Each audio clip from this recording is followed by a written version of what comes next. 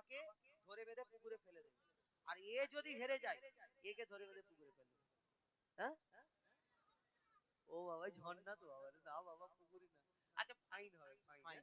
চলো প্রশ্ন করি তোমার তার জবাব দাও আমার, প্রশ্ন করি তোমার তার জবাব দাও আমার, না যদি দাও জবাব করব ফাইন তোমার, না যদি দাও জবাব করব ফাইন তোমার।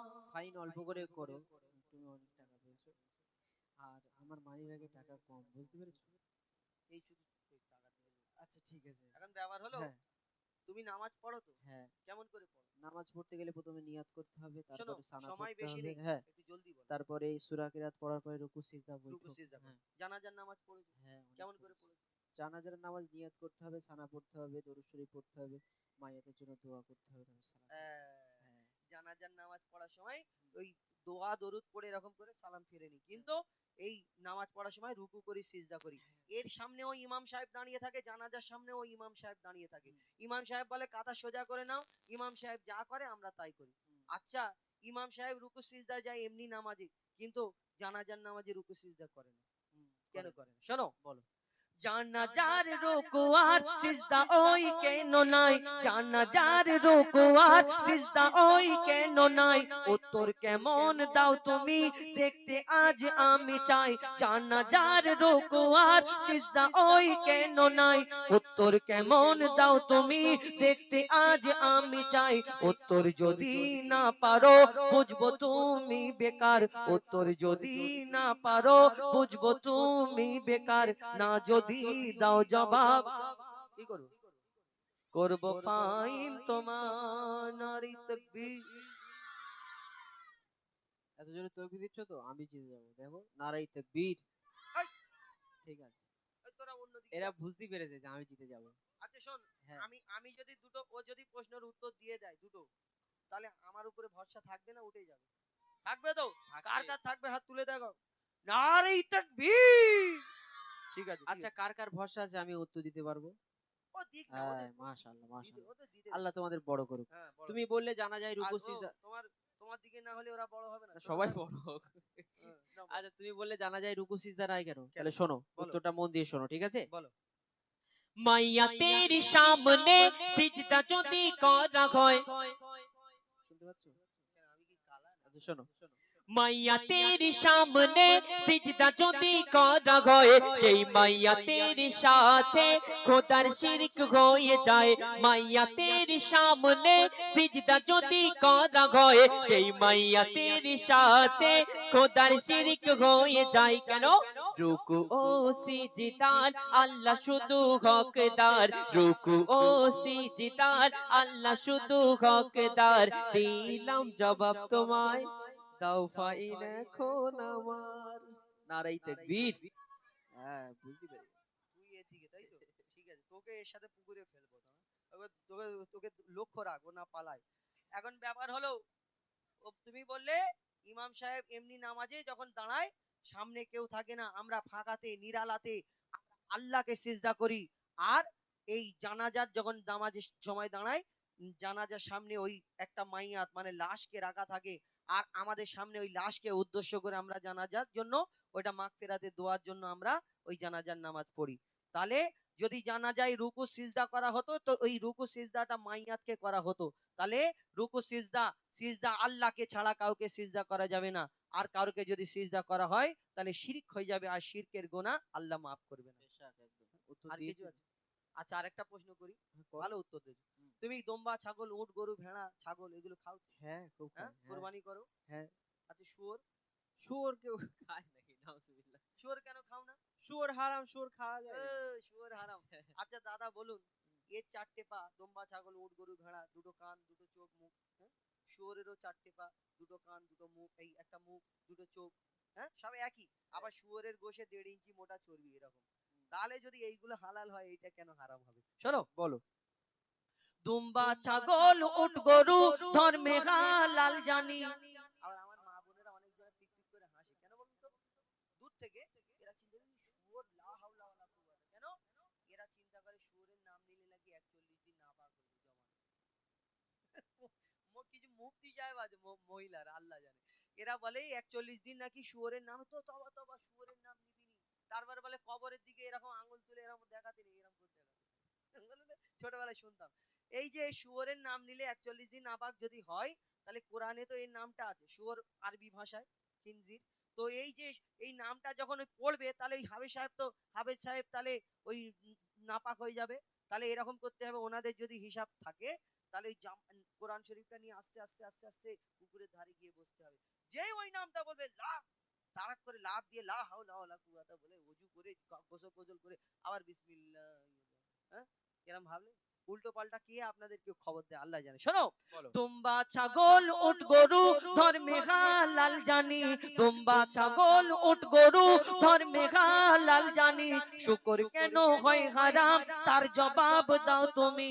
সময় দিলাম 2 মিনিট, তার বেশি আর তো নয়, সময় দিলাম 2 মিনিট, তার বেশি আর তো নয়, না যদি দাও জবাব করব ডবল ফাইন তোমার। কেন নারে double? তাকবীর। একটা জিতে আছি, ডবল কি করে হয়? উত্তরটা দাও। আচ্ছা শোনো, তুমি বললে দুম্বা ছাগল উট গরু ইসলামে জায়েজ, শুকর হারাম কেন? শুনবে? হ্যাঁ, শুনবে তো? আচ্ছা শোনো তাহলে।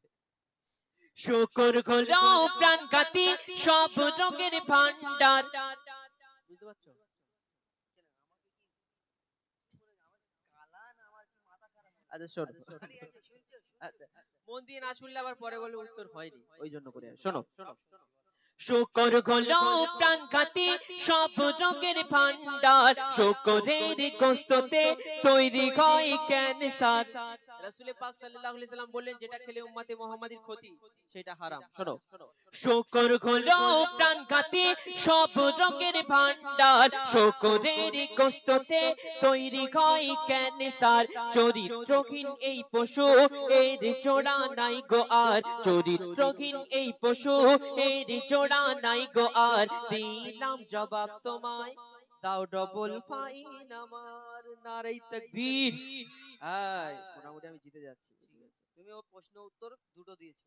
যে শুয়োরের গোশ আমার দয়ার নবী হারাম বলে গেছে, আমরা উম্মতে মুহাম্মাদি ওই আমার দয়ার নবী মুহাম্মদ মুস্তাফা সাল্লাল্লাহু আলাইহি ওয়াসাল্লাম তাকে এত ভালোবাসি, তিনি জবান থেকে একবার যেটা হারাম বলে দিয়েছে আমরা হারাম মেনে নিয়েছি। হ্যাঁ, মদ কিন্তু আগে হারাম ছিল না, আমার নবী একবার বলেছে আমরা হারাম, আমরা সেই মদের দিকে তাকিয়েও দেখিনি যারা উম্মতে মুহাম্মাদি সত্যিকারের নবীকে ভালোবাসি।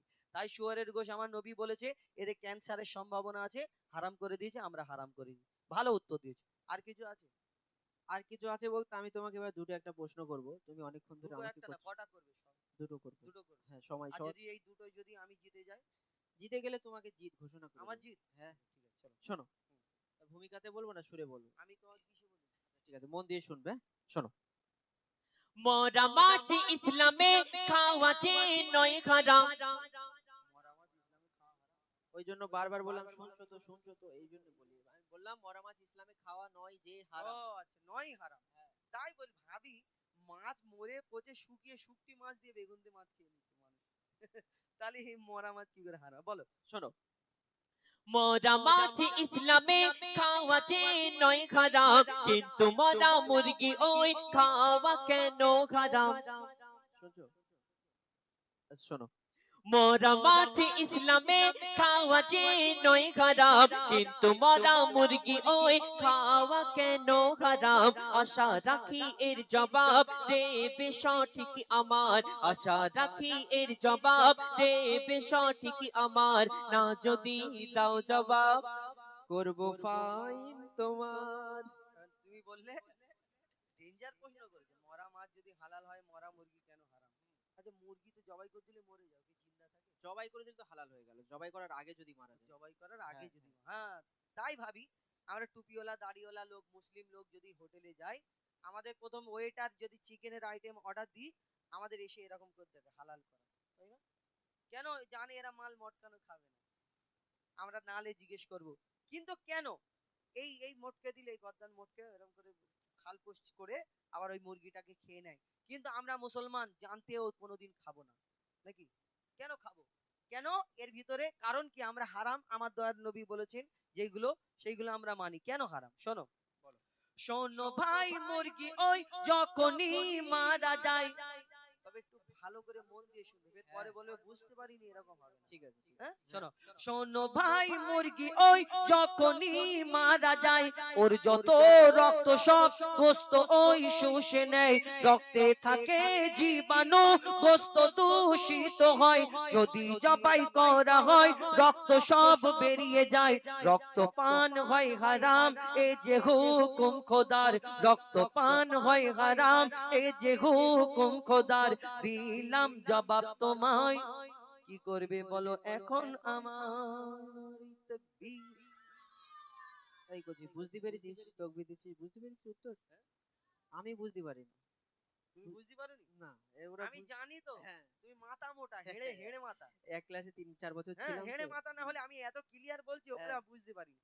আচ্ছা ঠিক আছে, তোমাকে বলে দিচ্ছি একদম শর্ট টাইমে। হ্যাঁ, বলো। মুরগি যে আমরা এই জবাই করার আগে হ্যাঁ। ওই যদি মোটকে দেওয়া হয়, এই যে মুরগি জবাই করা হয় এই কারণ ওর ভিতরে রক্ত চলাচল করে, মুরগিটা মারা গেলে সঙ্গে সঙ্গে ওই মুরগির মাংসটা আস্তে, মানে মুরগির মাংস এত মানে সাদা, দেখবেন ডাক্তারখানায় গেলে বলবে রেড মিট খাবে না, মানে মুরগির মাংসটা মাঝে মধ্যে খাবে, কেন এটা শুকনো জাত এত।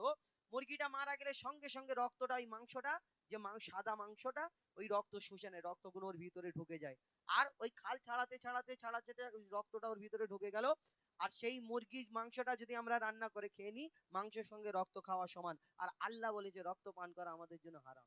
তাহলে বোঝাতে পারলাম, মাশাআল্লাহ, বহুত খুব সেই সুন্দর। মাংসটা খাওয়া আমাদের জন্য হারাম। একদম ঠিক আছে। আর কিছু আছে? ক্লিয়ার। আর একটা প্রশ্ন করব, শেষ প্রশ্ন, কারণ সময় অনেক হয়ে গেছে। 11টা 11টা বাজতে বাজে, হ্যাঁ। চলো ঝপ করে ঝপ এই করে। আমার শেষ প্রশ্ন, ঠিক ঠিক আছে? আছে চলো। শোনো। হ্যাঁ। কোরআনের কোন সূরায় বলো বিসমিল্লাহ নাই, নারে তাকবীর। মনে করো আমি জিতে গেছি, বাচ্চাদের প্রশ্ন করে যাই। বলো বলো বলো। শোনো কান, প্রশ্নটা। শোনো, হ্যাঁ তুমি কি বললে, কান ধরে মাপ চাইবে তো? না, কান না না কান কান হ্যাঁ বলবে, পুরো বলবে। কান ধরা, কান ধরে মাপ চাইতে হবে। কান ধরে, হ্যাঁ বলো। কান ধরে মাপ হ্যাঁ চাওয়া কান যায়? ধরে মাপ চাইতে হবে। আচ্ছা ঠিক আছে, বলো। শোনো। কোরআনের কোন সূরায় বলো বিসমিল্লাহ নাই, কেমন তুমি বাহাদুর তার প্রমাণ দেখতে চাই, আমি কোন জায়গায় বলেছি আমার নাম এমডি বাহাদুর? আচ্ছা বুঝাই আচ্ছা ঠিক বলো। আছে, শোনো। কোরআনের কোরআনের কোন সূরায় বলো বিসমিল্লাহ নাই, কেমন তুমি ওস্তাদ তার প্রমাণ দেখতে চাই, মনে হয় এর জবাব নাই কাছে গো তোমার, মনে হয় এর জবাব নাই কাছে গো তোমার, না যদি দাও জবাব করবো ফাইন তোমার। আইনের কথা ভুলে যাও, কান ধরার জন্য রেডি হও। ও বলে যে কান ধরে মাপ চাইবে তো বুঝি, হ্যাঁ, আর যদি না হয় ছাড়বো না একে, ঠিক আছে চলো। এ বললো কোরআনে কোন সূরায় বিসমিল্লাহ নেই, বাচ্চাদের প্রশ্ন করে, চলো ঠিক আছে। তাহলে মন দিয়ে শুনে নাও ছোট্ট ভাই, তাহলে মন দিয়ে শুনে নাও ছোট্ট ভাই, কোরআনের সূরা, বলবো, বলো না। কোরআনের সূরা তাওবাতে বিসমিল্লাহ নাই, তাহলে মন দিয়ে শুনে নাও ছোট্ট ভাই, কোরআনের সূরা তাওবাতে বিসমিল্লাহ নাই, এবার তুমি হার স্বীকার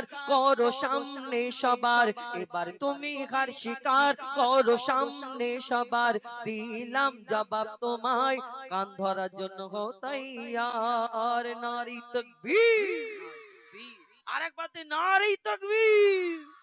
মাশাআল্লাহ, মাশাআল্লাহ, বহুত খুব খুব সুন্দর হয়েছে। খুব খুব না, কানটা ধরো। উত্তর ভালো। না মাপ চাও। মোটামুটি ভুল হয়ে গেছে, না আর ভুল প্রশ্ন না, আমি করব কান না। কান ধরতে হবে, কান ধরতে হবে, না কান ধরতে হবে। আচ্ছা ঠিক আছে। হ্যাঁ আল্লাহ তো ভালো করে।